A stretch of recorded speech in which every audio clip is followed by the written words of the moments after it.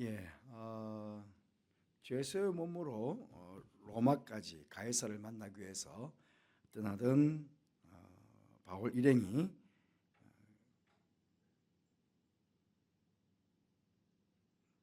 큰 불행을 만났습니다. 큰 불행, 유라굴라라는 강포를 만났는데 우리가 지난주 봤지만 여기 그레데 섬의 미항까지 왔습니다. 여기 밑에가 미항이고요. 그래서 겨울 동안에 베닉스, 옆에 있는 요 베닉스가 좀 더 큰 항구니까 베닉스에 가서 겨울을 나자. 그러니까 이제 더 이상 갈 수가 없다. 미항은 작고 베닉스는 좀 큰 항구니까 그 베닉스로 가서 겨울을 나자. 그렇게 했는데 여기가 가오다섬이거든요. 가오다섬 사이 앞에 속에서 유라굴라라는 큰 광풍을 만났습니다. 큰 광풍을 만났는데 어디까지 왔느냐? 14일 만에 멜리데섬까지 오게 되었습니다. 그냥 배가 이까지 오게 된 것입니다. 이 여기까지 오는 과정들을 또 멜리데섬에 도착해서 상륙해서 되어진 일들까지 오늘 말씀을 보게 되겠는데요. 먼저 우리가 교훈을 받고 싶은 것은 성도들에게 불어오는 풍랑은 또 다른 하나님의 은혜를 체험하는 지름길이 된다는 것입니다. 금방 열나흘째 아닙니까? 열나흘째.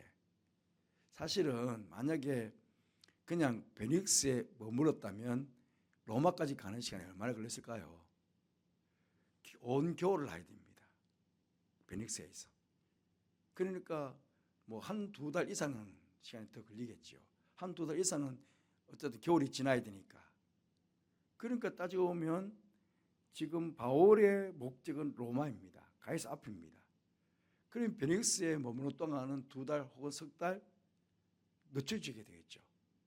그런데 강풍이 불어가지고 결국은 더 빨리, 그러니까 거의 보름 만에 지금 로마 밑에까지 지금 당도하도록 그렇게 만들었다는 겁니다. 그러니까 뭐 몇 달을 절약하게 된 것이지요. 어찌 보면 광풍은 큰 어려움이었습니다. 죽을 만큼 힘든 일이었습니다. 그런데 그 어렵고 힘든 일을 겪고 나니까 목적한 것에 더 가까이 와가 있는 거죠. 하나님께서는 합력하여 선을 이루신 하나님이시다. 그러니까 때로는 우리에게 다가오는 큰 풍랑, 큰 강풍도 어찌 보면 하나님의 뜻을 이루어 나가는 하나님의 또 다른 방법이다. 우리가 그런 광풍을 만났을 때 그것을 그냥 원망하거나 불평하기보다는 그 가운데 우리가 하나님의 뜻을 찾게 되면 우리는 더 큰 하나님의 은혜를 체험하는 그런 지름길이 될 수 있다는 것입니다. 성경의 많은 부분에서 우리는 이런 것들을 보여주고 있죠. 그러니까 하나님께서는 우리에게 평탄한 길도 주시지만 때로는 광풍을 몰아치게 해가지고 그 광풍을 하여금 더 큰 하나님의 은혜를 체험하도록 만드시는 분이 하나님이시다 하는 것들을 우리가 늘 기억하고 그렇게 우리가 이 땅을 살아가야겠다 하는 것입니다. 두 번째로는 막 열나흘 만에 어쨌든 멜리데섬에 도착하게 됐어요. 어느 한 섬에 도착하게 되었습니다. 그 섬이 이제 멜리데섬이라는 것인데, 근데 가까이 왔어요. 가까이 왔는데, 그런데 이 사공들이 도망을 가려고 합니다. 뒤에 보니까 사공들이 도망오자 하여 사공들이 그릇배를 바다에 딱 내려놓고는 그 그릇배를 타고 자기들끼리만 살려고 도망을 가려고 합니다.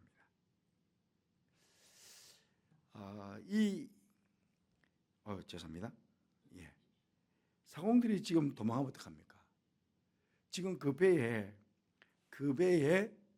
어쨌든 막 큰 풍랑을 몰아가 왔는데 그래도 배가 딱 정박하기까지는 잘 몰아서 해안까지 딱 도착하도록 만든 것은 일반 사람들의 기술이 아니고 이거는 순전히 사공들이 해야 될 일이거든요. 자신들의 경험, 숙련된 기술 그런 것들 가지고 배를 싹 몰아서 지금 해안까지 단독하도록 만들어야 되는데 그런데 자기들만 살겠다고. 어찌 보면 우리가 세상을 살다 보면 이런 이기심에 사로잡힌 자들이 많이 있습니다. 사실은 유라 골라는 큰 강포를 만났지만 자기들이 할 수 있는 건 아무것도 없었잖아요. 그런데 어쨌든 바울 사도가 계속해서 그들에게 이야기도 하고 안심하라, 하나님께서 우리를 지켜줄 거다, 머리털 하나도 상하지 않게 할 거다, 그렇게 계속 위로하고 권면하고, 결국은 그 하나님의 은혜 가운데 그들이 다 살게 되었습니다. 그러면 다 살게 되었고 지금 해안가가 보이거든요. 어쨌든지 그러면 그 안에 지금 276명이 타고 있습니다. 276명이 타고 있는데 뱃사공이 한 몇 명 되었을까요? 어쨌든 쉽게 말하면 구명정 하나를 지금 내리는 거거든요. 구명정 딱 내려서 자기들만 살겠다? 이런 이기심이 어디 있습니까? 그런데 세상 가운데 살다 보면 자기 혼자만 살겠다고 그렇게 이기심을 부리는 사람들이 많이 있습니다. 그런데 우리 성도들은 절대로 이러면 안 되죠. 우리는 언제나 이타적인 삶을 살아야 됩니다. 나보다 남을 낫게 여기는 삶, 그게 바로 주님께서 우리에게 원하시는 삶이거든요. 주님께서도 그렇게 사셨고, 어쩌면 우리가 살다 보면요, 좀 손해보는 일이 있으면 손해를 좀 봐야 됩니다. 우리 예수 믿는 사람들이 손해를 좀 봐야 됩니다. 그런데 요새 보면요, 조금도 손해를 보려고 하잖아요. 나한테 조금만 불이익을 당하거나 내가 조금만 손해가 보이게 되면은 팍 화를 내고 오히려 자기가 하나라도 더 차지하겠다고 지금 그렇게 하는 경우가 많거든요. 그런 이기심은 나만을 위한 그 이기심은 절대로 주의 영광을 드러낼 수가 없다. 결국은 이 이기심 때문에 결국은 어찌 뭡니까? 자기들은 살면 나머지는요, 그 바다에 다 빠져 죽게 생겼잖아요. 어쨌든 제가 우리 말씀 속에 혼자 살는 이기심은 공동체를 깨뜨리는 죄악이 될 수 있다. 그러니까 그 배에 타고 있는 모든 사람들이 죽임을 당할 수 있는 그 배송들의 이기심 때문에. 그런데 성경에 보면 그런 예가 많죠. 아간 같은 경우에 출애굽 해가지고 열국의 성을 공격해 가는데 그거 몇 개 안 되는 건 자기만을 위해서 몇 가지를 딱 훔쳐서 딱 숨겨놓는 그 이기심. 그것 때문에 백성들 전체가 가난이 높고 전쟁에 패하고하는 그런 일도 있지 않았습니까? 그래서 언제나 우리는 함께 공동체 생활할 때는 언제나 이기심보다는 이타적인 생각, 내가 그 공동체 안에서 내가 조금 손해를 보더라도, 내가 조금 불이익을 당하더라도 그 공동체에 득이 된다면, 그 공동체에 유익이 된다면 내가 그것을 기꺼이 희생하겠다, 이런 마음. 이 이타적인 마음을 누가 가져야 되느냐? 바로 우리가 예수 믿는 우리들이 가져야 된다. 예수님께서 그렇게 사셨고 우리도 그렇게 사는 것이 마땅하다 하는 것들을 또 말씀을 통해서 깨닫게 됩니다. 세 번째로는 세상의 문이 닫히면 하늘의 문이 열린다는 것입니다. 보십시오. 처음에는 백부장 율리오가 누구 말 들었습니까? 선장과 선주의 말을 들었습니다. 그 뱃사공들의 말을 들었다는 거죠. 그래서 가다가 큰 풍랑을 만났습니다. 큰 풍랑을 만났는데 어쨌든 이제 메디슨 가까이 왔어요. 왔는데 요 사공들이 도망가려고 하니까 바울이 율리오에게, 백부장에게, 저 사공들이 만약에 도망가면 그럼 우리는 끝난다. 저 배사공들이 절대로 배에 내리게 해서는 안 된다. 그랬어요. 그러자 이 율리오가요, 군인들이 그릇줄을 끊어버립니다. 그릇줄을 끊었다는 것은 이제는 구명정은 그냥 바다로 흘려 보내버린 겁니다. 그게 어쩌면 자기들한테 세상적으로 봤을 때는 그게 그 구명정이 자기들한테는 구원의 방주일 수 있어요.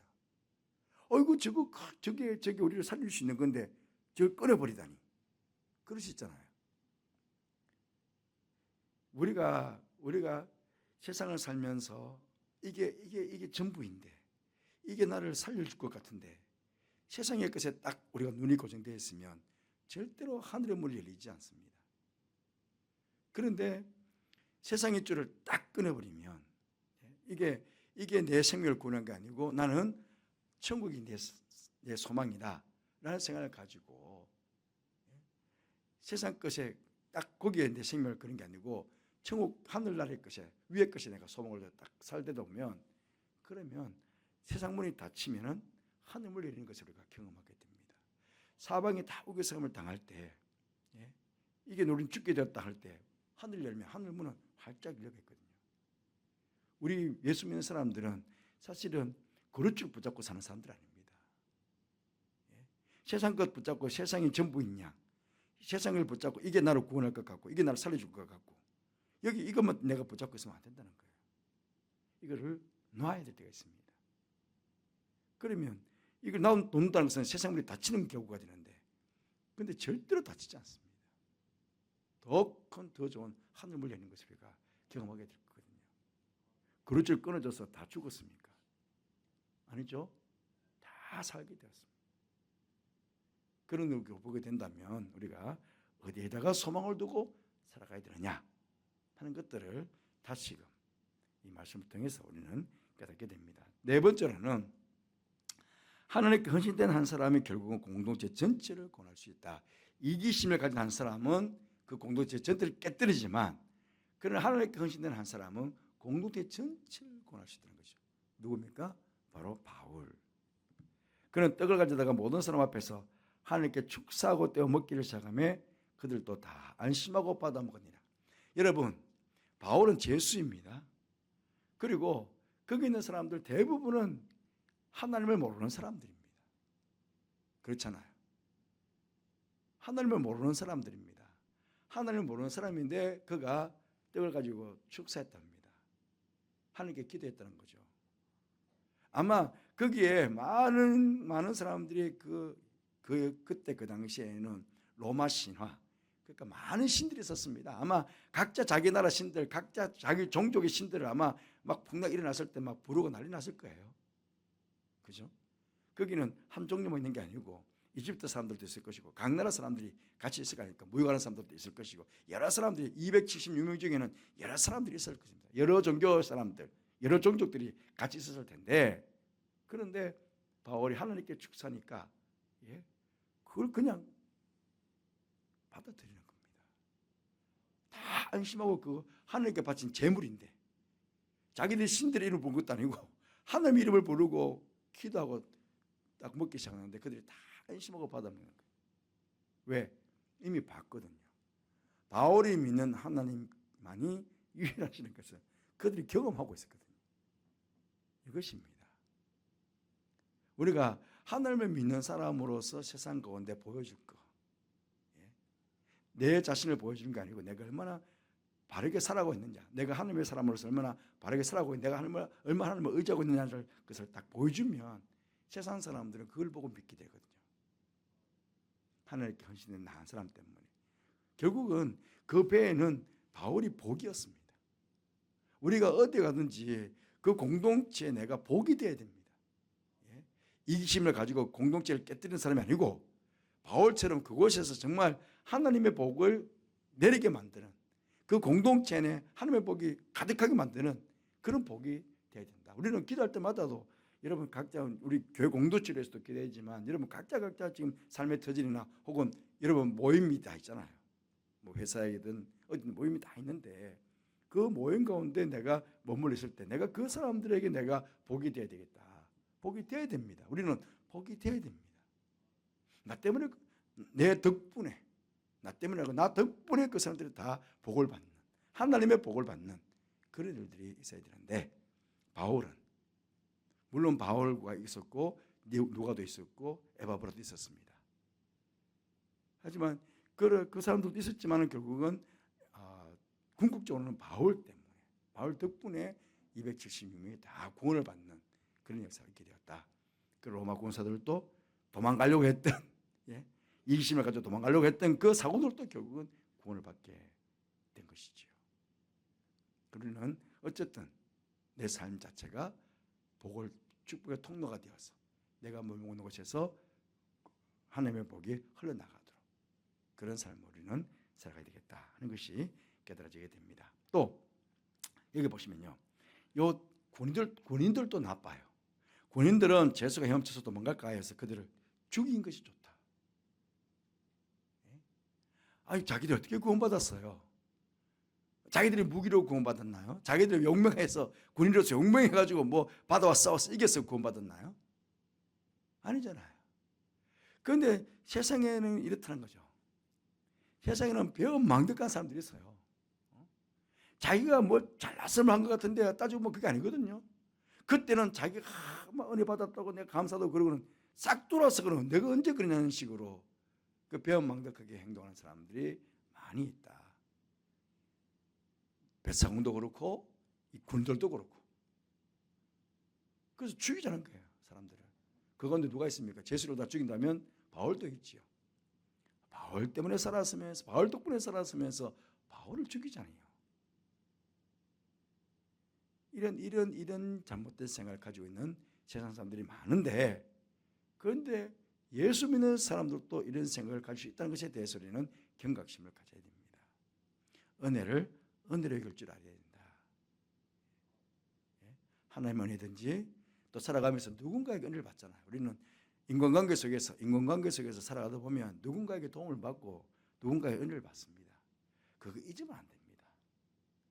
어떠한 모양으로든지 어떤 방법으로든지 내가 사랑을 받았으면 내가 그 사람 그대로 갚지는 못하더라도 어쨌든 내가 또 다른 방법으로 내가 그걸 위해서 뭐 기도하든지 아니면 또 다른 사랑을 표현하고, 내가 받은 은혜에 대해서 그걸 뭐 정말 냉수한 거를 대접한 것조차도 내가 기억해서 저분이 나에게 냉수한 걸 대접했는데 내가 그것을 기억하고 있어야지.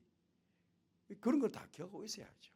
우리가 하나님께만 받은 은혜만 기억하는 게 아니고 사람과의 관계 속에서도 받은 은혜에 대해서도 그 도움 받은 것에 대해서도 우리는 기억해야 됩니다. 우리는 자꾸 잊어먹거든요. 잊어먹으면 안 됩니다. 이 군인들이나 상인들은 잊어먹었잖아요. 배은망덕한 짓을 하고 있잖아요. 그런데 우리는 하나님의 사람이니까 절대로 배은망덕한 짓을 하지 말자. 어쨌든 복이 되는 그런 사람들이 되자. 그런 것들을 보게 되고요. 자, 이제 상륙했습니다. 그래서 멜리드 섬으로 왔어요. 자, 그 하나님께서 결국은 이제 그 중심에는 하나님이 계시잖아요. 하나님께서 이제 끌어가면서 멜리드 섬에 딱 도착했어요. 다 살았어요. 그런데 만약에 멜리드 섬에 있던 원주민들이 막 공격해 제수 드리고 하고 막 사람들이 그냥 물에서 올라오니까 막 공격해서 죽이면 어떡합니까?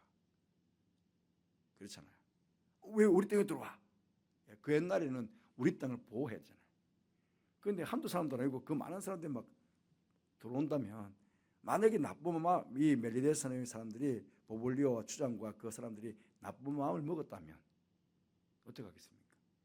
그런데 하나님께서 그 사람들의 마음도 움직여 놓으신 거예요. 친절하게 친절하게. 외부에서 오는 사람인데 그 사람들을 친절하게 대해준 거예요. 그런데 바울도 마찬가지. 이제 그 사람들이 결국은 그렇게 친절하게 했기 때문에 결국은 병도 낫고 나음받고 그들이 참 구원받는 역사가 있게 된 거거든요. 그런데 우리가 바울에게서 하나 보고 싶은 것은 그렇습니다. 섬김의 자리에 있을 때 높임을 받게 된다는 게 무슨 뜻이냐면요. 바울이 나무 한 묶음을 거두어서 불에 넣었다라는 겁니다. 지금 바다에서 14일 동안 헤맸습니다. 그리고 지금 바닷물에 다 빠져가지고 겨울이잖아요. 겨울인데 얼마나 바닷물이 차가웠겠어요. 그러니까 바닷물에 다 빠져서 지금 나왔어. 그럼 옷이 다 젖어 있고 얼마나 추웠겠어요. 그런데 거기에 있는 많은 사람들이 바울 덕분에 다 구원을 받았어. 그러면 사람들이 아이고 앉아 계시라고, 우리가 나무에 오겠다고, 좀 앉아 계시라고, 우리가 나무에서 따뜻하게 드리겠다고 이렇게 했을 수 있을까요, 없을까요? 아마 그랬을 겁니다. 그런데 바울이 먼저 나서는 거예요. 자기도 추운데 어쨌든 나무를 해다가 불을 지피는 곳에 올려놓는 거예요. 더 수고롭게. 이것입니다. 섬기는 자세. 우리는 언제나 이제 부활절 지났고 난주간 부활절 지났으니까 우리가 어쨌든 부활의 주님과 함께 우리가 이제 기쁨의 50일을 이제 살지만, 그러나 그 기쁨 속에는 뭐가 있어야 됩니까? 섬김의 기쁨이 있어야 됩니다. 주님께서 그렇게 섬겨 주셨던 것처럼, 목숨까지도 내어놓고 우리를 섬겼던 것처럼, 우리 어쨌든지 간에 높은 자리에 선 것보다는 철저하게 낮은 자리로, 철저하게 섬기는 자리로, 그렇게 우리는 내려와야 됩니다.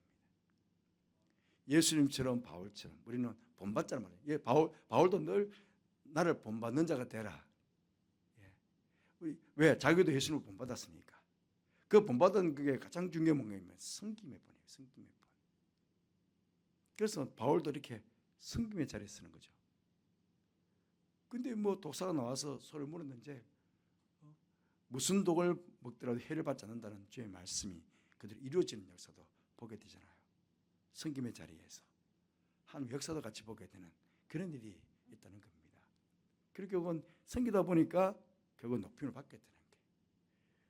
저 이제 죄인이다, 저 나쁜 짓을 해가지고 저 뱀한테 물렸으니까 이제 죽게 됐다는데 멀쩡하거든요. 그러니까 이제 바꿔서 이제 신이라고 막 추앙을 하게 됩니다. 근데 신이라고 추앙받을 짓은 아니지만 그만큼 높임을 받게 되는 겁니다. 우리가 섬기다 보면은 어떤 역사함이 일어날 수 있게 되고 그 역사함을 통해서 우리는 하나님의 영광을 드러내는 그런 삶을 우리는 살아갈 수 있다는 것들을 또 바울을 통해서 보게 됩니다. 그래서 언제나 섬김의 자리에 있자 하는 것들도 보게 되고 마지막으로는 은혜를 베푸는 것은 가장 좋은 전도의 방법 중에 하나입니다. 어찌 보면 먼저는 멜리데섬 사람들이 추장 보블리오가 먼저는 은혜를 베풀었습니다. 죄수들에게 물에 빠져서 흩어지는 그 사람들에게 올라오는 그 사람들 양식도 다 버리고 왔어요. 양식도 다 버리고 왔는데 그런데 그 사람들에게 이 멜리데섬 사람들이 먼저 호의를 베풀었어요. 호의를 베풀으니까 결국은 또 더 큰 은혜가 오는 거예요. 그게 먼저고. 그러니까 결국은 우리가 은혜를 베풀 때 뭐 어떤 사람들은 은혜를 배은망덕하게 하는 사람도 있지만 많은 사람들은 그 은혜를 받은 것을 기억하고 또 갚으려고 하지 않겠습니까? 아마 모르긴 해도 바울도 그 멜리데섬 사람들에게 큰 참 은혜를 입었다. 그렇게 아마 생각했을 거예요. 이렇게 선대해 주다니, 따뜻하게 우리가 맞아주다니 참 너무 고맙잖아요. 심지어는 제가 여기는 올려놓지 않았지만 거기 보면 그런 말도 합니다. 그 보블리오가 7절 말씀 보면 이 섬에서 가장 높은 사람 보블리오라 하는 네가 그 근처에 토지가 있는지라 그가 우리를 영접하여 사흘이나 친절히 머물게 하더라. 사흘 동안 친절하게 머물겠다. 사흘 동안 친절히 머물렀던 것 중에 뭐가 있습니까? 아니 276명이 곡식을 다 버리고 왔습니다. 야, 276명을 한번 먹인다고 한번 생각해 보십시오. 예? 그러니까 어찌 보면 이 보블리오나 그 멜리데 사람들이 엄청나게 선의를 베푼 거예요. 선의를 베푸니까 그러니까 어쨌든 바울 사도도 선을 베푸는 자라요. 선을 베풀었는데 그게 보블리오는 네가 영접하여 살이나 친지에 머물하더니 보블리오의 부친이 열병과 이질에 걸려 누워있게 됩니다. 이거는 자기들의 힘으로는 도저히 할 수 없는 일이잖아요. 그런데 바울이 기도해서 낫게 해줬습니다. 낫게 해줬는데 그런데 또 뭐가 있냐면 여기 밑에 보면 다른 병든 사람들이 와서 고침을 받았다는데요. 이 고침은요.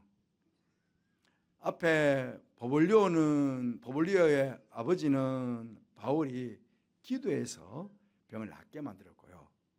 그 다음에 다른 병든 사람들은 고침을 받았는데 이 고침은요. 쉽게 말하면 의료 행위를 통한 고침이에요. 단어가. 누가 있었습니까? 의사 누가가 있었잖아요. 그러니까 의사 누가도 그 사람들이 호의를 베풀어서 그 섬에 있는 많은 병자들을 고쳐준 거예요. 의사가 고쳐준 거예요. 하느님께서도 기도를 통해서 역사에서 고쳐주시고 또 의사인 누가도 그 병든 사람들을 고쳐주고 윈윈한 거예요. 서로 은혜를 베풀고 친절을 베풀고 그래서 자기 가지고 있는 지식으로 그들을 돕고 그래서요 이 멜리데 섬에 교회가 세워졌대요. 전승에 하면 이 보블리오가 멜리데 섬의 초대 교구장이 됐다고 합니다. 그거는 역사학자들이 이 로마 바로 밑이거든요. 로마 바로 밑이기 때문에 그 멜리데 섬에 있는 모든 사람들이 결국은 추장이 믿으면 다 믿잖아요. 옛날에는 추장이 믿으면 다 믿으니까 거기 있는 모든 메디슨 사람들이 다 믿었어요. 그러니까 얼마나 박해가 심했겠어요. 그러니까 카타콤이 있었다는 거예요. 지하묘소.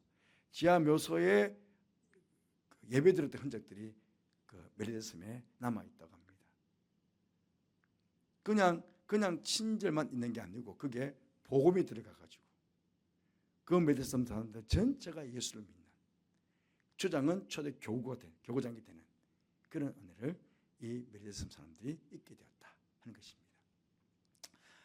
이 일련의 과정 속에 바울은 로마로 가는 게 목적이었지만 로마로 가는 그 목적지까지 가는 그 여정 속에 이런 많은 일들이 있게 되었어요. 우리도 마찬가지입니다. 우리가 천국 가는 목적지, 그 가는 길목 속에 우리도 많은 일들이 있게 되잖아요. 뭐 풍랑도 있기도 하고 이렇게 뱀에게 물리기도 하고 뭔가 친절 베풀기도 하고 또 배은망덕한 일을 당하기도 하고 여러 가지 많은 일들이 있지만 그러나 우리 가정 중심 속에 되는 것은 내가 복이다는 것. 난 하나님을 믿는 사람으로서 내가 어디 가든지 내가 복이다는 것. 내가 이 땅에 소망을 두고 이 땅에 거루줄을 잡듯이 내 땅을 전부를 그냥 잡는 게 아니고 나는 천국을 목적하고 천국을 바라보고 사는 사람. 세상 사람들은 그게 다인 줄 알고 그것만 찾고 있지만 나는 그게 아니라는 것을 보여주면서 살아가야 된다. 그때 사람들이 그런 나를 보고 감동을 하고 그런 나를 보고 하나님을 믿게 되는 거죠. 그것을 우리가 늘 기억하고 그래서 우리가 바울처럼 이 땅을 살아가는 우리가 되었으면 좋겠습니다. 자, 인생의 풍랑을 만났을 때 우리를 지키시고 우리의 도움이 되시는 주님만 바라보는 그런 믿음을 꼭 갖게 해주시기를, 바울과 같은 믿음을 갖게 해주시기를 기도하십시다. 언제나 이기심을 멀리하고 언제나 섬기고 은혜를 베풀 수 있는 그런 성품, 이타적인 성품을 꼭 가지고 살아갈 수 있도록 해주시기를 바라고요. 또 내가 머문 곳에서 언제나 그곳에 제가 하나님 복이 되게 해주세요 라고 여러분 기도하시기를 바랍니다. 그리고 이번 주부터 이제 노래학교가 시작이 되거든요. 노래학교 아이들과 또 선생님들과 함께 해주시기를, 우리 하나님은 너를 지키시는 자 창인 후에 그렇게 결단하며 기도하도록 하겠습니다.